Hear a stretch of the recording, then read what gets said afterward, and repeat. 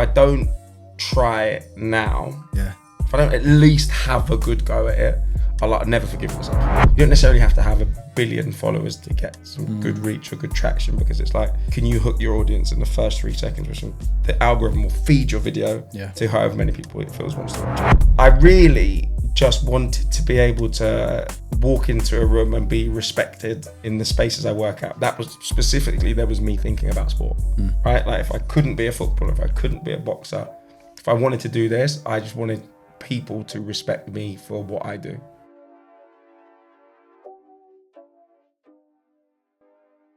Hi everyone, I'm Alex Brees, founder of Unheard Music, and welcome to the Find Your Frequency podcast, a podcast where people who've built something from nothing share their stories, whether it's artists, founders, investors, all united by that same obsession. How do you get people to care?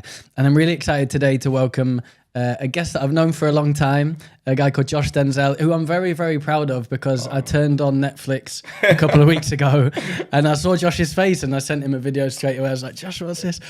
So I'm really excited to have Josh, who's got an incredible career in presenting, but has got an amazing story to tell as well in terms of how he got there. Josh, welcome to the pod. What's happening, Breezy? good to see you. And my first question is, what did it take for you to realise that being a presenter wasn't just a pipe dream? Yeah. It's something that you could actually do. What did it take? You know what? I think there wasn't probably a single eureka moment for me that was like, right, cool, this could be your career. Like, I think post university, I went into, like, I think I've said it a few times, like, I went into recruitment. It was some dark times, and then shifted into a sales job, and I'm sat there, and I'm like, did you hit your targets? Watching it, absolutely not. Absolutely not. For all the talking I can do, I'm not necessarily as good at selling as I thought I was. But it came to the point where I thought, is this the rest of my life? Is this something I can do? And it was quite early on in the kind of presenting social media sports space. And I just thought, if I don't try it now, if I don't at least have a good go at it, I'll never forgive myself. And I thought, the amount of times I've spent getting in trouble for talking absolute waffle, I was like, I might as well use it to my advantage. And it kind of came to the point where after 3 years post uni, I was like, right, this is the time. Still young enough, still got enough energy. Yeah. Like, let me try. And then it was just trying to find an opportunity. Yeah. Do you know what is, when we were at uni? Yeah. I would say that most of us knew that there was something around the corner for you. I'm not bigging you up here, but the personality, like the stuff that we would see in the kitchen, there was something there. I think I was like because we went to Liverpool uni together, played football together. I think I was like basically a personality hire in the football team. It was just vibe secretary. That's what it was. But I always have been like quite an outgoing and like bubbly person, and I've always loved having conversations and being the center of attention, whether that's a good thing or not. And like, that was probably a time when you get out of your comfort zone of being like at home in your own friend group. You've got to go out, you've got to meet new people. You're in a brand new space. I was like, I can be a bit, I can be me. And I was like, people quite enjoy this nonsense that I'm talking. Yeah. So definitely, like, that was for sure probably the first rung in just the confidence building within me that, like, all right, okay, if I've got a room full of people you could make laugh and entertain, why not do that? On social media. And I remember being in our kitchen in halls being like, this is a new thing called Instagram's pop. That's how old we are. This is dark, isn't it? It's horrible to think about. Being like, wow, like, this is Instagram. I didn't even have stories at the time, but it was like, you can post your life. It's like social media. It's like beyond Facebook. It's like, it's kind of sexy and new. It's mad. Honestly, that is scary. Like, even when I think back to graduating in 2013, and we're in 2026 now. Oh, wow. I get a lot older very quickly. Yeah, you're giving away the game. Yeah, sorry. But someone said to me the other day that I still look in my late 20s, so I'm sort of holding on to that a little bit. Forever. I said that to Sasha, and she was like, no, you look mid-30s. She sees you every day. Yeah. And so, around that time, it sounds like you got a bit of confidence from other people around you at uni. Yeah. Was there someone in particular, whether that was like before uni or after uni, that maybe either you could look up to or gave you the confidence to be like, you know, I'm going to do this? Because I remember you talking about Reggie Yates a Yeah, little yeah. bit. Like, Yeah, and yeah. whether it's him or not, I'm not sure. But, you know, it might be your dad or whatever. Is there someone who perhaps told you that you can do this? Yeah, I mean, my dad is one of those dads. He's like a proper dad. Like he's when I told him like, oh, you know, I think I'm going to go and work for Lad Bible, and he's like, who are they? Yeah. Are you getting paid for it? And I was like, no, I'm not getting paid for it, but it's a great opportunity to, you know, build my brand and get some, you know, experience in this space. And he's like, but don't you have a proper job?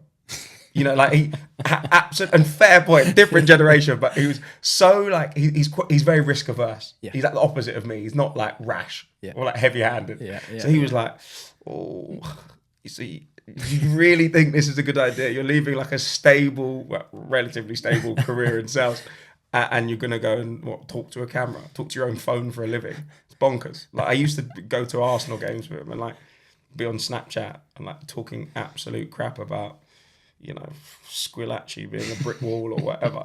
And like, he'd be like, he'd just be stood next to me being like, this, my own son is embarrassing me in my happy place.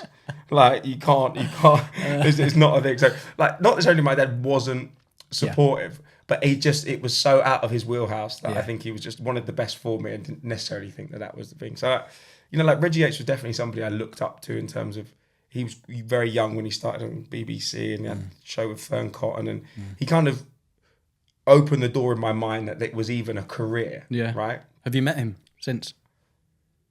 I've had a phone call with him. Never met him since. Not had bad. A phone call. That's You met your hero. Exactly. And apart from that, you know, my good friend Michael Timms actually was working for Copper 90 at the time. It was one of like huge YouTube channel, like really football focused storytelling. Did a lot of brand work, and he basically used to write the tweets. Like late night writing tweets, like reacting to football stuff. And this must be like 2015. He was there, 2014. And I think Poet and Vuj were like the kind of two main presenters, and one of them got sick, and he did like a concept with, I can't remember exactly who it was with, but essentially it was like a painting thing with a player. And I was like, rah, what? Timsy's doing it. Well, I can do it. Yeah. Right. Like he's showing me the way. And he just took his chance. Right. He's like literally just by luck of the draw, being in the right place at the right time and having personality. I thought, oh, hang on a minute.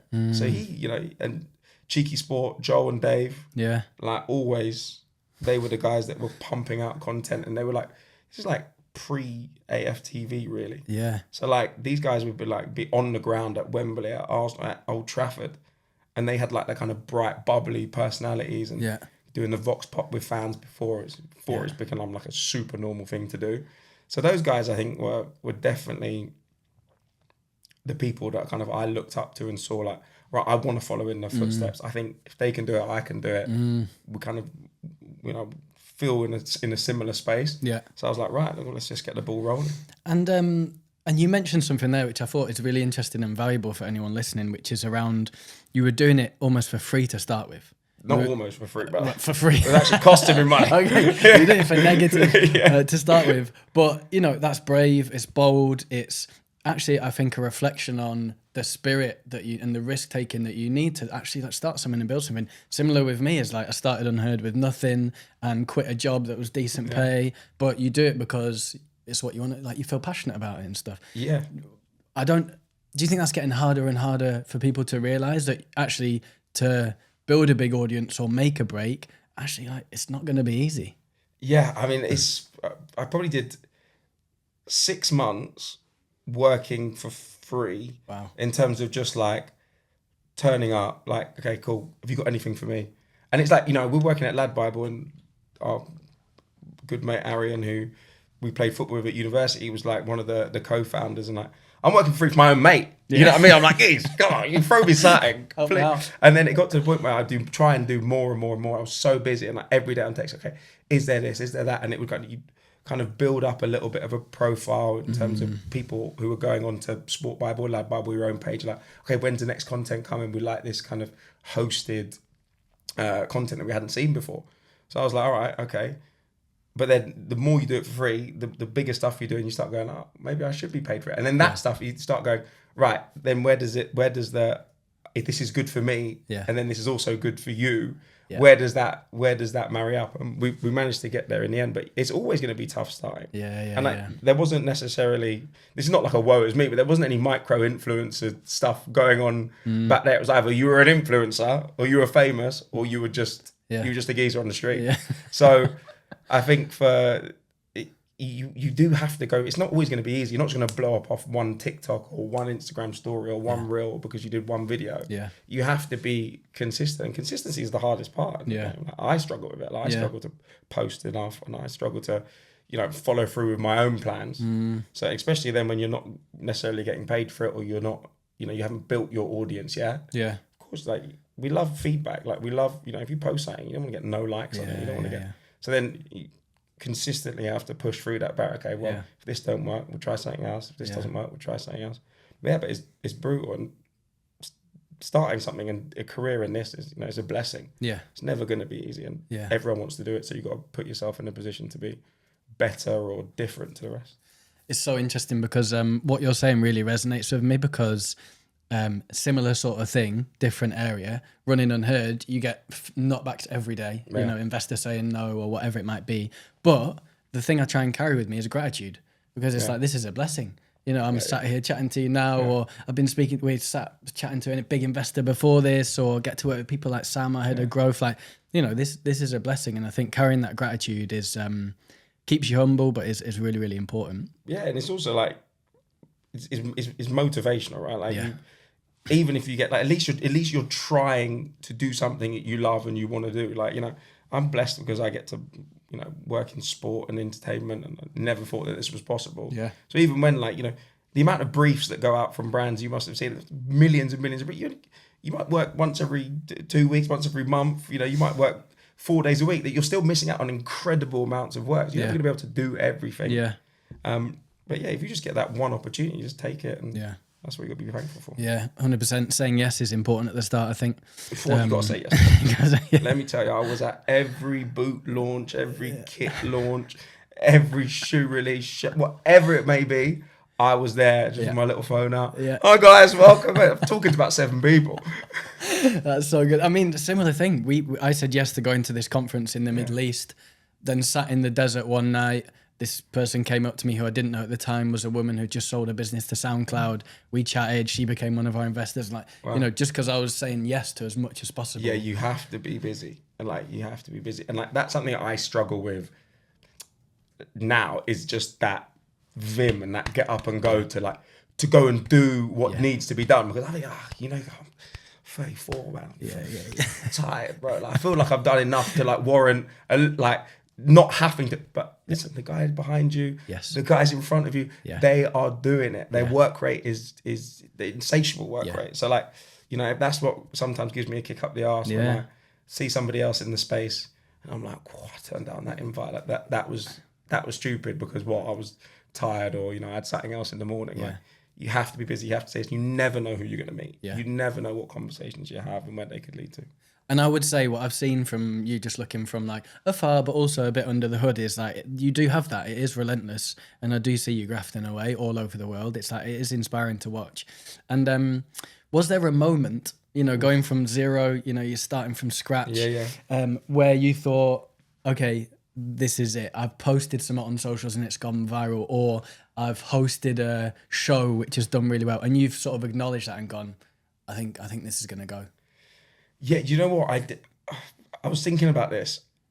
There's a lot of stuff, it was like almost like slowly, right? And I did some stuff on Snapchat in the early days, which was essentially just breaking down like a transfer window. And like, people really seemed to kind of buy into it and ask me for more. But like, at the time, you're like trying to do 1,000 things. And you go, right, you get a little bit of heat, and then it kind of dies off, and you try something else. You don't really, you're just throwing stuff at the wall that sticks. But the one thing that really sticks out is we had for Sport Bible, we did a campaign called Nike Fire and Ice, which is essentially like, they had the blue vapors and red vapors and Tiempos and whatever they may be. And it was like on pitch stuff with De Bruyne, Harry Kane, Kyle Walker. Mad. And it was like, from that, it was like the first time, and Rashford, Chris Smalling as well. Yeah. Okay. Everyone in there. And I think from that, it was like the first video I'd hosted that hit like 1 million views. Wow. And it was in the space of like 3 hours. And I was like, what? That's all right. And all the comments were really positive. And then through that, then we kept working with Nike more and more and more. And you start working with England, and Nike then invited me to watch an England game at Wembley, the Nike box. And from there, met a load of the guys at Nike. And through that, then kind of things built and built and built and built and built. Yeah. So like that was probably the moment where I thought, oh, wow, hang on a minute. And the way I got on with the players themselves was also like eye-opening for me. So I'm not just like externally being like, wow, this video's popped off. Yeah. And people like this concept. It was like, all right, well, the players enjoy hanging around with me, having a bit of banter. And that put me in a position where I went, oh, okay, I'd love to do more of this. Yeah, it works. And through there, I've maintained relationships with all of those players up until this day. And that's nearly 10 years ago. Wow. And how did you find that building relationships with, because I guess it's slightly different from LUMFC. Big game players in there. Big egos, big players. Some egos. But you did a good job at building relationships there. But obviously this is very different. You know, this is you building relationships with like superstars, really. Like, how did that feel for you? Did you manage to keep that authenticity and you were just yourself and you felt comfortable, or like what was it like? Yeah, I think the best thing about it was, and what kind of made me feel quite confident, it was I didn't change anything. Yeah. It was just, I am the way I am all the time. Yeah. And I seem to be on a vibe with these players, because these boys are all 22, 23, 24. Like, even though they're superstars at the top of their game, they're just the boys. Yeah. You know what I mean? So like, that was like when you remove the fact that, oh, core blimey, like I watch you every single week on TV, like you're playing in Champions League finals, you're playing in World Cups. It was like, oh, at the base of it all, we're just cracking some banter with each other. Like, over anything and everything. Yeah.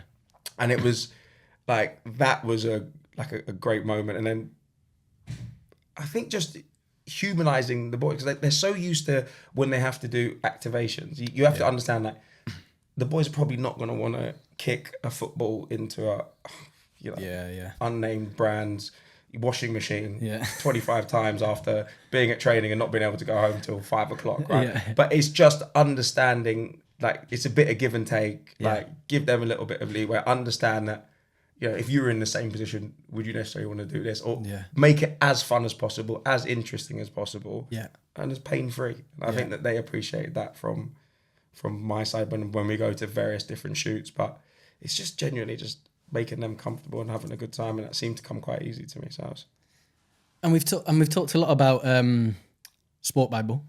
Great time. Important part, lots of sport going on. And then you also had a moment, Love Island. Yes. And so how do you kind of compare the two in terms of the impact they've had on your career and building that audience? You know, from my perspective, you started in the sport, like you were a natural presenter. That's like the career side. Love Island's slightly different, right? But also builds the profile. For sure. So how did you sort of navigate those two?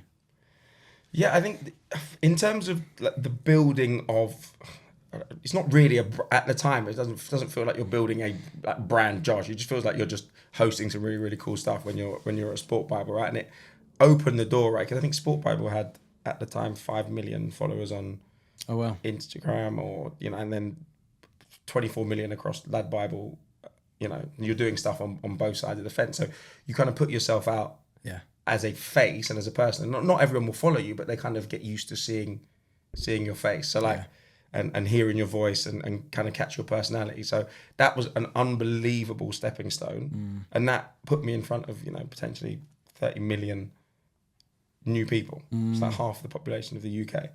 And then you go on Love Island, which was, especially at the time, was the #1 show. Yeah. But I also went on it thinking, all right, okay, right, what do you want to do after this? Like, do you want to, you know, try and play the big man and, you know, you're the guy, or would you want to just calm it all down, relax, be yourself, and think, okay, what comes after this? So of course, you know, I think they were getting like 4 or 5 million people an episode watching. Wow. So that was huge. And I think when you can't think about it too much when you're in there, otherwise you'll just be a mute. But like, it was definitely, I think that's having the basis and understanding of like feeling like you understand when people, if you do something they don't agree with, they bite back a little bit in the comments or in the socials or in your DMs. Yeah. And like getting a taste of it and then going into Love Island being slightly notorious at points, then you kind of, after I came out, it helped me deal with that a lot. But and also, you didn't feel that much different. I didn't do anything different afterwards. Like whether I had 100,000 followers or 1 million followers, I was still doing the same jobs. I was with the same people. Yeah. And you're still getting the same amount of people who want to DM you calling you an idiot. Yeah. DM you saying, "Oh, that was really cool." So it was nice, but it was definitely like Love Island was a huge catalyst to allow me to do what I'm doing today. And do you think that it opened more doors? So the bigger the audience, the more doors, or those doors were already opening for you and you would have got there, but maybe it might have taken a bit longer? Or do you not think it had any impact at all, apart from obviously the potential reach that you had? No, for sure, it opened a lot of doors just because it put you in front of more people. Right? Like, not necessarily in sport. I think in sport, it for a long time it hindered. Okay. Because you're trying to go from like social media hosted content, whether it be on Snapchat, Instagram, Facebook, to then like broadcast. It's a big jump. Yeah. Without having reality TV star plonked on your forehead in the middle, right? And then it also puts you into a space where it's like, right, well, you're reality TV, which means also like you're being popped into a group with like X on the beach, Towie, and whatever. Like you go on these shows, like all great, but like it's different. It's slightly different, and also like anytime somebody from reality TV does something wrong, it's like, oh, you lot are all a bit mad. I'm like, what? Yeah, no. Listen, some people don't put me in there. Yeah. But I remember going to a meeting with ITV, and the guys were like, the head of sport was like, why are we talking about boxing with someone who's just been on Love Island? I was like, no, before this, I spent 3.5, 4 years working in sport, specifically. Yeah. And then you have to kind of try and move away from the reality TV, which I think is now I think it's a lot less. And in America, they think about it very differently. They just think like reality TV is just TV. Yeah. So they go, why not transition into sport or entertainment or music? Yeah. Whereas in England, we kind of silo. We got reality TV, we got broadcast. Yeah. And then, we got like music and entertainment. So like that was very much siloed, and trying to burst through the reality TV stuff into broadcast was very, very difficult. It was a long old slog. Took some Still trying to convince some people that I'm all right, yeah. Well, you've done some great stuff now, to be honest with you. And what I'm hearing, obviously the podcast being Find Your Frequency and about building community audiences is actually like, there's no secret. As in what it is it's putting yourself out there. It's being consistent, being creative, not taking no for an answer. Like all these things that we speak to artists about, who get rejected, but it's like, put yourself back up, let's go again, continue to be consistent and be creative. That's sort of maybe what has got you to the point you have now. Would that be fair, do you think? 100%. I mean, you got to take risks. Like that's the thing. You got to put yourself out there. Yeah. Regardless, also, if you take the risk and you put yourself out there, you can't be afraid of feedback. Yeah. I think at the start, I was probably quite nervous. I'm glad I did a lot of my failings, on my own Snapchat with 7 followers. And then I did some more failings on Sport Bible. And then I did some less failings, when we come into broadcast, still some. Yeah. And you have to listen to constructive feedback and you have to take it on board, and you can't take everything emotionally. Yeah. But that's what comes with taking the risk of putting yourself out there. Yeah. Like, you throw yourself into the fire, like.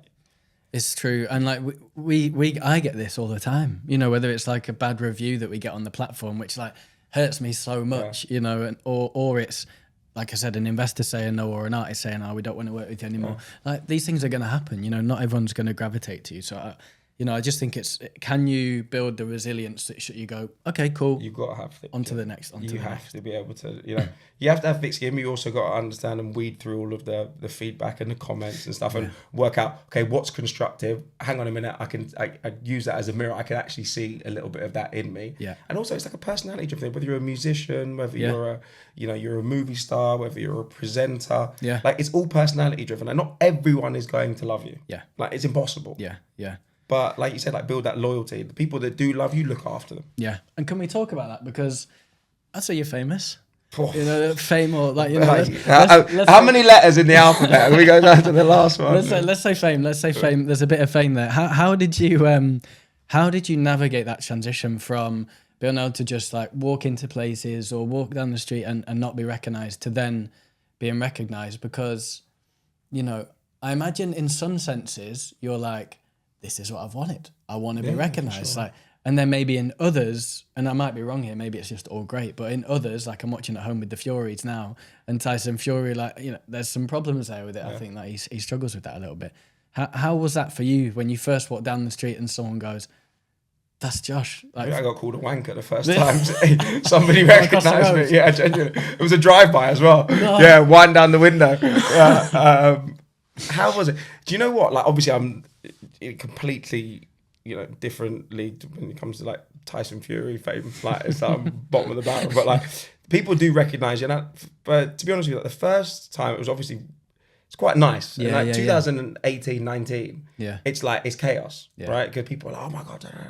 And they watch you for 7-8 weeks. Yeah. They feel like they've lived those weeks with you. So they feel like they know you. So it's like arm around the shoulder. You're in a headlock with a random dude that you don't know on a street in Camden at like 2 PM. You're like, what is happening to me? What is this? So you end up just being like, okay, that's the new normal. And obviously as time goes on, like, you know, a load of people remember, some people forget. Yeah. So it becomes a lot more calm. You go and chill. But it's for me, especially if I go to like boxing or football, like it's like any major sporting event, because I'm known for sport. I've done a lot of sport.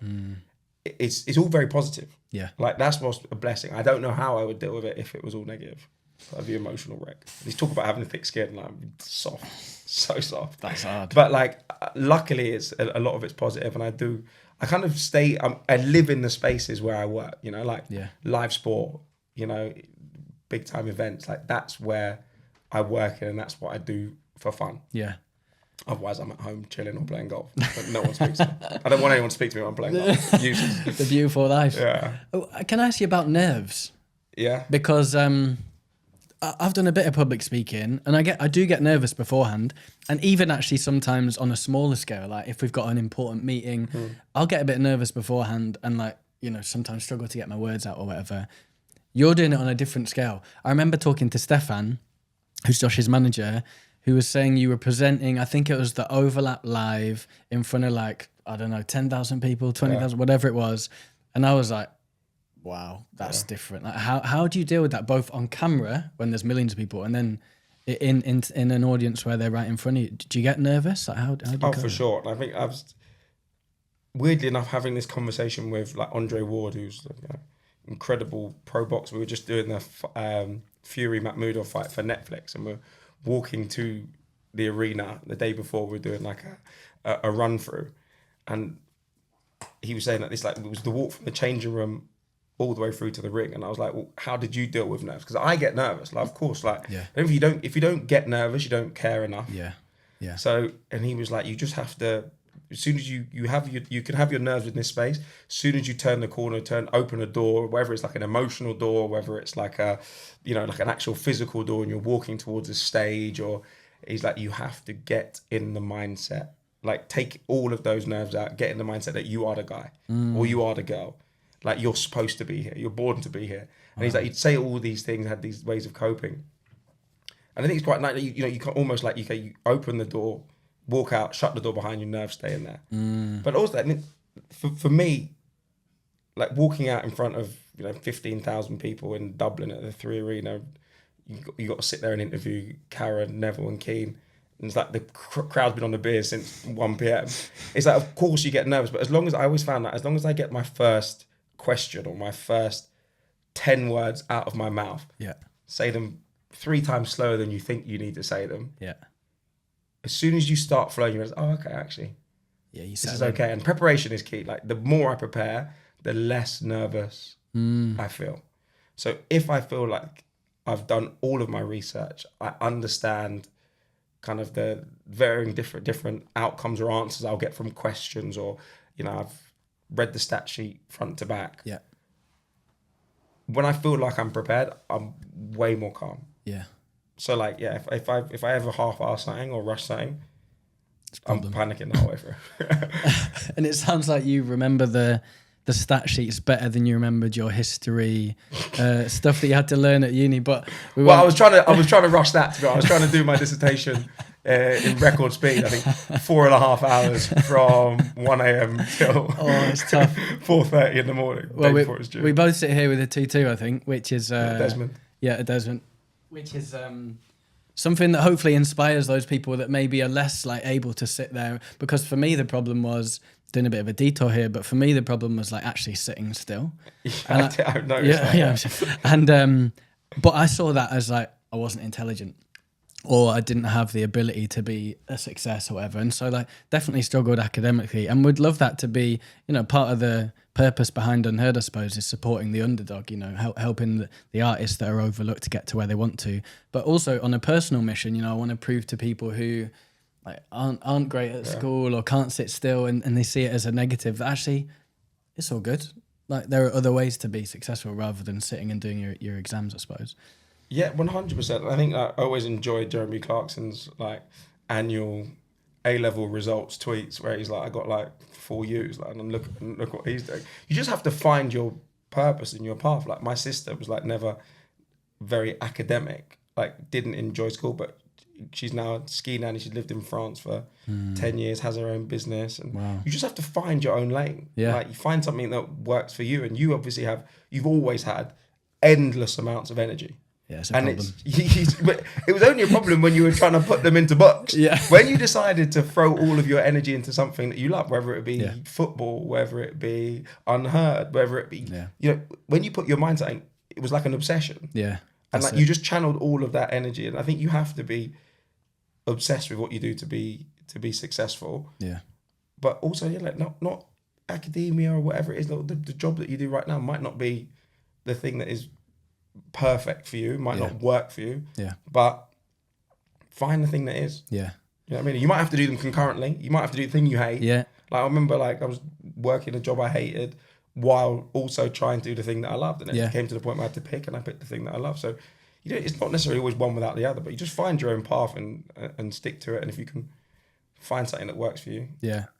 I think that's a great message as well. It's like, we talked about the consistency piece, the resilience piece, but also like having to actually like sacrifice as well. Yeah. It's like, I was working 2 jobs as well when I was starting Unheard, and like, it wasn't pleasant, but equally I knew there was a purpose to it, and that we got there in the end. So it's actually really interesting for those people listening who are thinking about building an audience, starting something new, building a community. It's like, you can go and do it. There's no secret to it. You don't have to know something that no one else knows. You got to find your passion and it's and just all step been into done it. before. Yeah, like pretty much all been done before. There's different ways to skin a cat, but it's hard work, it's dedication, it's a bit of sacrifice, and it's talent. Yeah, 100%.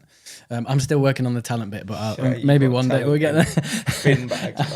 And what I was going to ask is about loyalty. Because what's really hard when you're building an audience, a community, is to maintain loyalty, but find those people that are going to, also take you on their journey and you grow with them. And when I think about loyalty with you, I think about brands. You work with some of the biggest brands in the world, or the biggest brands in the world. But also, you mentioned Jamie Carragher, Gary Neville, Roy Keane, people where loyalty feels like it's a key value for them. And you've managed to sort of build that loyalty and sustain that. So how do you think about loyalty? How do you build that loyalty? And how have you built it over the last few years? Yeah, I think it's showing up, whether it's a person or a brand or yourself. It's like showing up consistently and delivering good work every single time. Like, I think if you can be the nicest person in the world, if you can't do your job, there's only so long that loyalty is going to last. If you're incredible at your job but you're a bit of an arsehole, that loyalty is not going to last forever. So I think it's finding a great balance of going, okay, what do you need from me? How can I do the best job for you? And like, it's work collaboratively. Yeah. Right. Like I know whether it's Cara or Gary or Roy, they all have different personalities. They all need different things. Yeah. Right. You can't bunch them up and treat them in the same way. Like Primark need different things to Oracle Red Bull Racing. Yeah. Right, who need different things to Border League, who need, different things to the England team. Yeah. So like, it's just having that understanding. Okay, like, what do they need? Whether it's your fans on Instagram, it's like, or TikTok or whatever. It's like you need to find out what they want and keep delivering consistently for them in a way that suits them, in a way that suits you, that you can carry on without it becoming a problem. Yeah. Do you know what I mean? You want something to be a nice, easy flowing relationship where you both show up for each other. Yeah. That value exchange is important. Massive. And how do you view, like now what we're seeing in music in particular, but I think in other verticals is, it used to be a big audience is really important. But actually now what we're seeing in music in particular is like a smaller, more valuable community who are super engaged. That's actually more valuable. Are you seeing that in the brand world as well? And is that something that you think about, like fostering that smaller, tighter community where there's a lot of value rather than trying to get to 2 million followers, 3 million followers? Yeah. Like we said like earlier on, it's like you can't please everyone. Not everyone's going to love you. And the bigger your audience is, the more varied their interests are going to be. The more different things that they're going to want from you individually. So like, I think having that small, really engaged audience is absolutely key, because they're the people that are going to actually listen to you. You know, like if I say, you know, I've got probably 250,000, 500,000 of my fans absolutely live and breathe boxing. Yeah. The other half live and breathe football. You're never going to.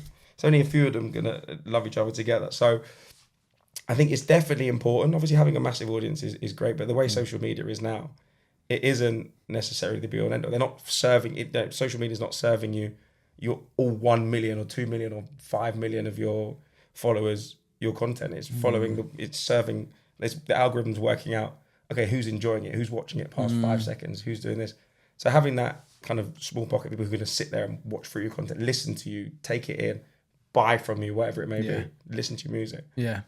And what is it, do you think, that people like yourself, but also like athletes and sports stars that you work with, understand about audience building that maybe brands don't quite understand? Because what I sometimes see is, you know, athletes or musicians, they build that community, they build that loyalty, they build that audience. And now for brands, that can be really hard sometimes. And obviously then that opens the door for brands to work with influencers, tastemakers, athletes. But what is it you think that these people in the public domain can do that brands struggle with? I think it's personality. People like people. Yeah. People want to either see themselves in somebody else, or they see them as aspirational, right? Even if I follow somebody because I think he dresses really well, or I think I'd really like to sing like Trey songs, or you know what I mean, Brent Fires. I've heard you you know, like, you know, and I'd really like to dress like some of the fashion influencers, but also like I like their personality. I feel like I could be friends with them. Yes. Whereas brands, I feel like they're the big conglomerates, like they're mean and imposing, and it's like buy from me. But you don't want to do that. Like, but if somebody was wearing a Gucci t-shirt that I thought was really, really cool, I go, oh, that looks sick on him. But if Gucci telling me like just on the rail, it's £3,000. Doesn't make a difference. You want to feel something. Yeah. And that's what artists and footballers or boxers or sports people, that's what they give you. They give you emotion. I feel like brands kind of miss that. They miss that storytelling in real life. And who have you met who does this the best? Are there some people you've met where you're like, wow, they completely know their audience. They are killing it. Wow. There's a long list. There probably. is a long list. People who I think really, really know their audience. That is an unbelievable question. And I've got another follow-up one, which maybe will help spur this one, which is who have you met where you have been overwhelmed by their celebrity, where you're like, well, I've met Will Smith. Oh, do you know who really knows their audience? And probably the never met him, but The Rock. Yeah. Dwayne Johnson knows his audience. The way that he, in terms of like you see him on set, like the banter that he has with Kevin Hart appeals to everybody. They want to see that kind of fun, brotherly love, energy. But then he's also doing stuff. He's giving back to the community. You know, like when you think of this global superstar with, you know, one of the most followed people on the planet, like he understands what people need from him. Yeah, he's like Uncle Rock. Yeah. You know, that's what And what he's got me at least. He's got me too. I mean, he's probably got all of us in this room. To be fair to him, he'd like done such a great job at that. And what about someone that you've met who you have been overwhelmed by? I met Will Smith pre-slap. Okay, yeah. I didn't want to say Will Smith because of the slap, but yeah, I mean, maybe we have to edit it out. I don't know. Yeah. But I met Will Smith pre-slap. He had a crazy aura.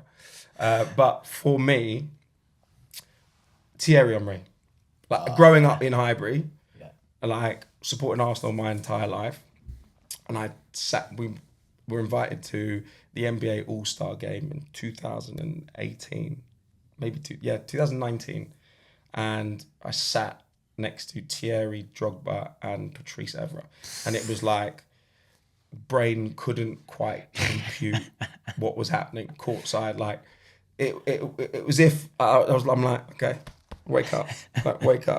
This is. You're like, genuinely, you don't know you forget how to speak. You forget how to speak, and then you try and act like really cool. Like, oh yeah, mate, it's no big moan. What me? Yeah, presenter. Yeah.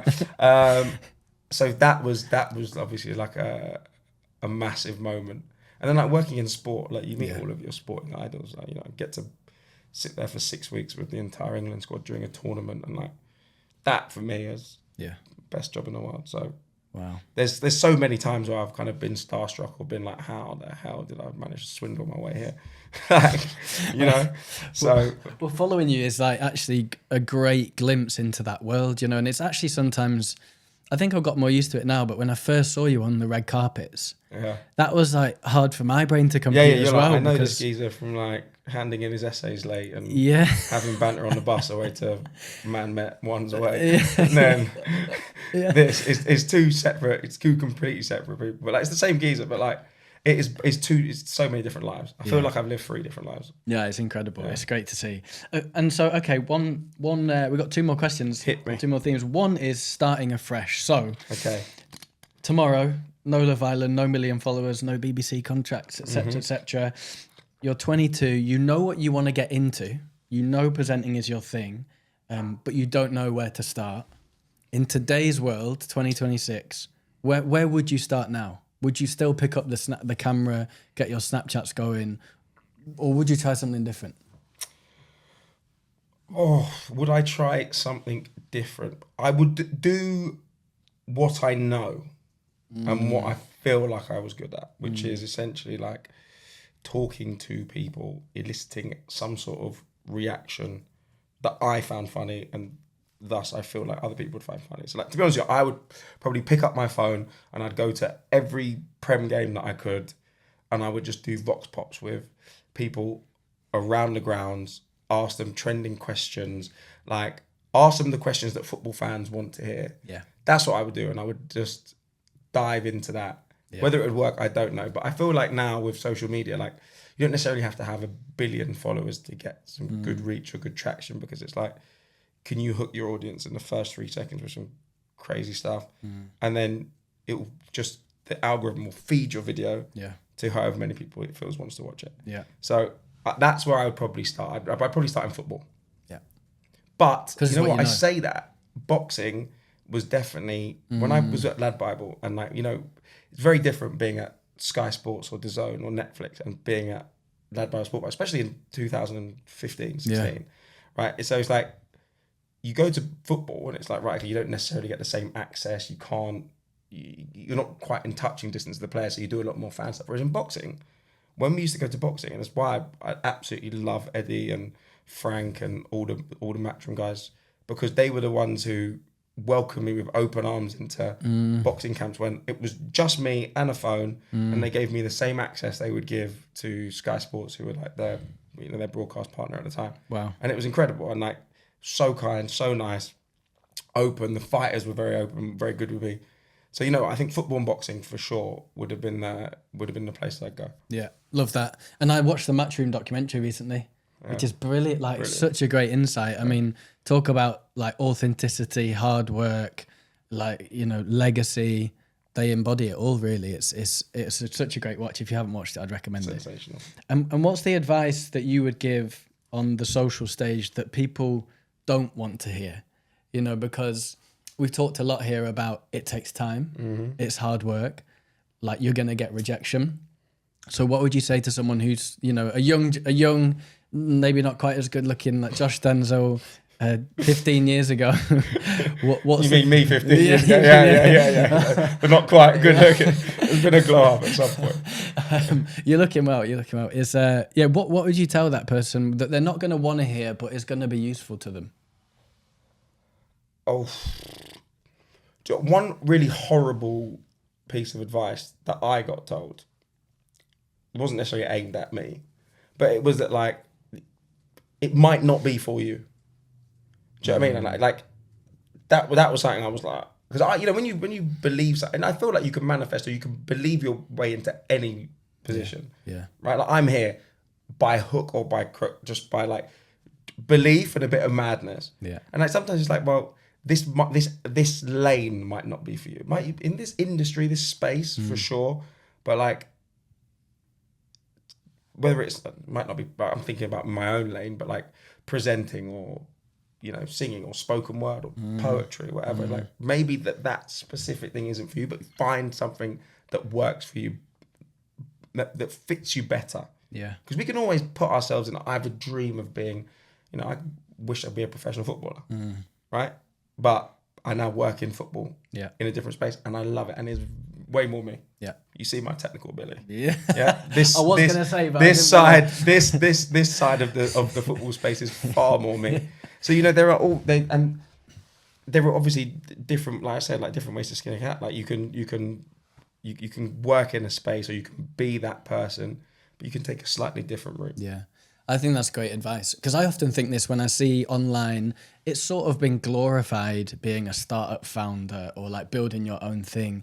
And I don't love that because like actually you could have a great career working for a corporate or being a presenter or, maybe being a freelancer or whatever it is.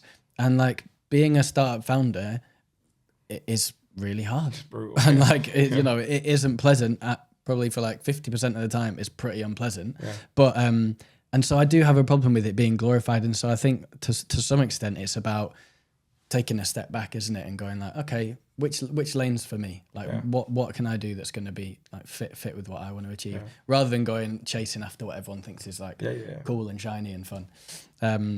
Right. Community questions. Hit me. I'm going to pick a couple. Okay. So this is from Luke in Pools. Yes. Luke said, what habits did you develop early on that helped you start to gain traction on your content? Context, I've been writing and playing music my whole life, but I'm starting from scratch with a new project, so using socials to promote it. What I do on here is very new to me. What habits? Do you know what? It was finding, I don't know if it's necessarily a habit, but it was finding the sports that delivered like the most feedback and the most traction, right? So it was like, I've worked in every sport: rugby, cricket, golf, football, boxing, Winter Olympics, athletics. It was like football and boxing were the two that I got the most love and feedback from, both internally and externally. So it was like, all right, okay, consistently push those. Still work across all the sports, but consistently make sure if you're going to miss an event, don't miss a football event. Yep. Don't miss a boxing event. Yep. You might be able to miss a rugby boot launch or shirt launch. You can't miss a football one. You can't. Yep. So it was just really pushing the sports and the places that I felt were delivering the most traction, the most energy, and I was getting the most out of. Love that. Thank you, Josh. Similar sort of thing to what we were discussing before about finding your lane a little bit, finding what works for you and what you enjoy. Great question. Second one is from Joel Ambrose, at Joel Ambrose Music. I debuted in June with zero music education and no budget. By October, I'd hit the 200 melodic techno globally, but what you've done is you've mastered the human side of the brand. So how do I transition from being a successful producer on a screen to someone brands want to partner with? Ooh. Good question. You've got to show your personality, right? Like we're saying, like people by people, like people want, I think people don't necessarily go, I don't want to like you. People want to like you. If people like the music and the way you produce, show them who's behind it. Yeah. You know what I mean? Be the face of it, be the human story behind it. Yeah. I think for sure, show your process. Very interesting. Like for me, who's not necessarily like I love music, the nuts and bolts of it all. Yeah. One of my best mates, Wes, he's a singer. He produces all of his own songs. Incredible. I love seeing underneath the hood. Yeah. Behind the curtain. Yeah. That's what I want to see, and that's why I think will kind of open that door into your life and into the music that you make. Because I think that's the interesting stuff, and show your personality. Yeah, I think that's a great point, because some people, when it comes to showing personality, obviously it's uncomfortable at times, but you doesn't have to be like, hey, welcome to my channel, we're doing this. That's it. Just, there's a pot for every lid. My missus always says there's a pot for every lid. There's what, 9 billion people on the planet. There's at least a few of them are going to like your personality no matter what you like. It's true. And that's what I was going to say. I went to watch this. I was at this conference watching this cyber security founder talk about his business. And he was so introverted and so uncomfortable on stage. But by the end of it, you loved him. Yeah. Because you're like, oh, that's just who he is. But he's so who he is. It's incredible. Of course. And that's going to be super inspiring to other people who feel like they maybe can't get on stage, can't get in front of the camera, can't talk into a microphone. Yeah. They're telling you there's people love it. Yeah. Pot for every lid. There's a lid. There's a lid for every pot. Yeah. I think that's really good. Still kind of works. Yeah, I like that. A lid for every pot. Yeah. And then the closing question that we ask every guest is: when you started, what was the one milestone you wanted to hit, which would represent success? Did you make it, and has that changed now? I didn't have necessarily like a specific milestone, but me, in my brain, I was thinking like yachts, Miami. I've seen it all. Flying, like lavish holidays and all this stuff. But I think that was probably just. But you've achieved that. I can see that on your socials. Not quite, but it's all rented. I would say that I really just wanted to be able to walk into a room and be respected. In the spaces I work at, and that was specifically, there was me thinking about sport. Right? Like if I couldn't be a footballer, if I couldn't be a boxer, if I wanted to do this, I just wanted people to respect me for what I do. Yeah. And that was, it took a little bit of time, but I feel like I'm getting there now. Yeah. Great. Well, thank you, Josh. Hey, mate. Breezy, it's a pleasure. Thank you so much for listening, everyone. And hit subscribe, hit follow, and until next week.